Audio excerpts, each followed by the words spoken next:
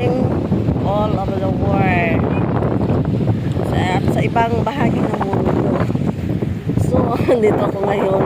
Pero bago pang lahat,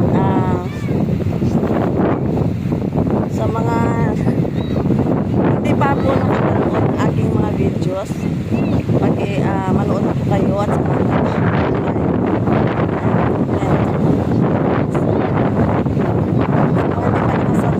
mag-subscribe na po sa aking channel. Mapansin nyo guys na medyo mahalata naman na wala, hindi ako nagbabraha kasi mga 1 month, mahigit pang 1 month ako na naoperahan sa aking breast, sa left breast. So ngayon medyo maulap ang panahon guys, kasi ang Mount Canlaon dito sa Negros po ay pumutok na naman. So medyo maingat tayo sa sa panahon ngayon sa mga aso, baka maano ang lungs natin. So medyo sa mga mahina yung immune system, kailangan na suot ng mask.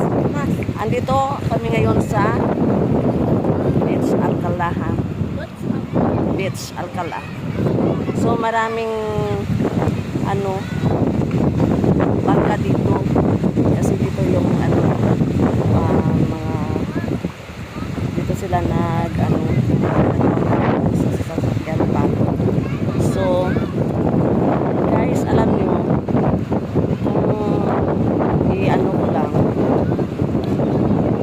ko lang yung nangyari sa akin nung November 5. Ako ay naoperahan sa left breast. Kaya malaki ang pasasalamat ko sa mga taong nagsusuporta sa akin at saka tumulong. Kasi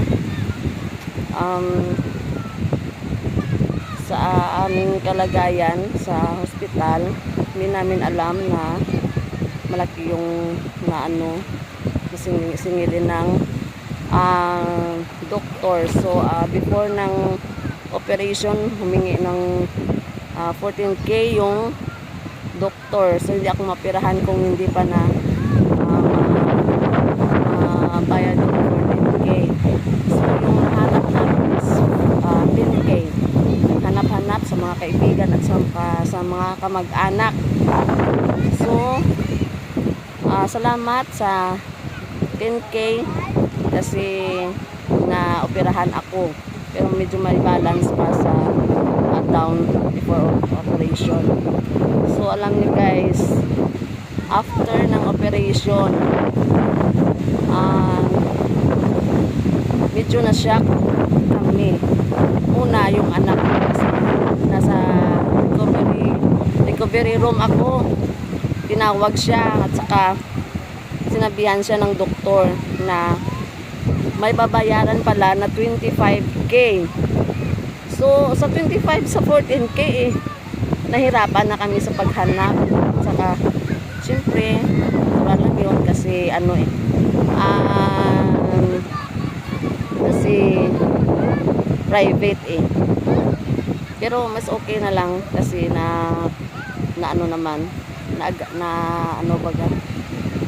nasolusyonan kasi sa mga tulong-tulong po ng kaibigan, mga relatives, family. Pasensya na po sa mga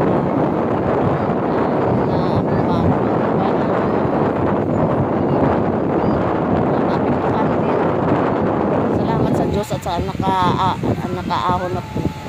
At saka sa sa kanyang suporta, sa proteksyon niya sa akin that time of my operation. Salamat sa mga doctors na naging successful din ang operation.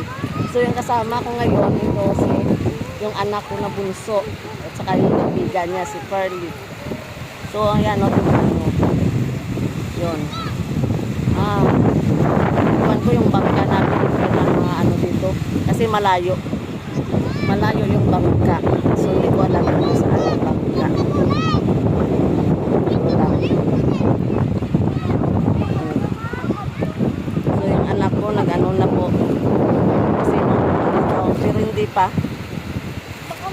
Alam ko naman na hindi yan ulan eh. Oh, may ano pa.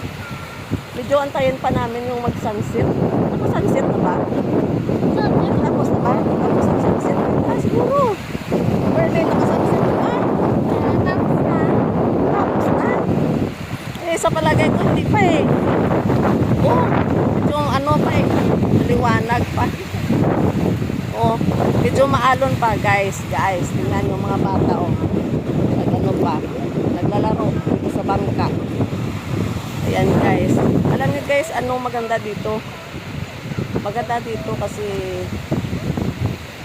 basta nasa ano pa ay tayo.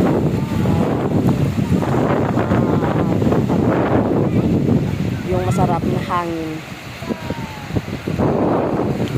Alam niyo guys, nung bago kami dito, alam niyo yung naranasan ko hindi ko na naranasan dito kasi hindi naman dito naninirahan.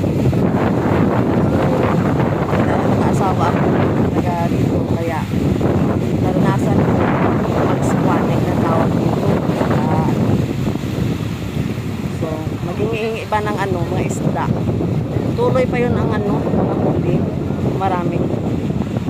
So, yan guys. So, guys, nagpapasalamat po ako sa mga taong tumulong sa akin, lalo na po sa sa aking kaibigan na si TikTok friend ko na si Pris Aki. Pris Aki, alam mo, napakataba talaga ng puso mo kasi ang bait-bait mo. Hindi ko alam kung paano kita pasalamatan ng ano ba. Basta, pinaiyak mo ako kasi mula pa nung una ng June. Tapos sa aking pinsan at sa mga relatives ko na iba, sa mga family ko na tumulong din sa family ng ano ko, ng asawa ko, at saka sa mga nalangin din po na sa TikTok friends ko na mga nanalangin na magumaling ako at saka maganda yung operation. So sa isa na po ang una kong pasalamatan kasi si Lord eh, yan, siya yung nagbigay sa akin ng strong at saka maganda ang araw binigay niya sa akin that time sa aking operation. So ngayon po medyo karating ng kadiliman, may plano na kaming umuwi. Pero kung sino pang hindi pa naka-subscribe at saka naka-like, share, and comment, paki-subscribe naman po sa aking channel, Nerves Vlog.